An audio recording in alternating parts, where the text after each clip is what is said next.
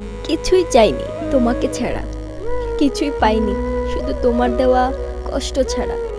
তোমার জন্য সব কিছু ছাড়তে রাজি ছিলাম, আর সেই তুমি আমাকেই ছেড়ে দিলে। কি নিখুঁত অভিনয়টাই না করলে।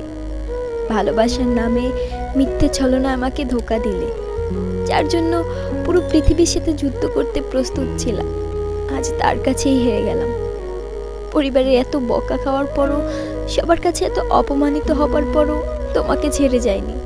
তোমাকেই ভালোবেসেছিলাম, বিনিময়ে তোমার কাছ থেকে ধোঁকা পেয়েছি।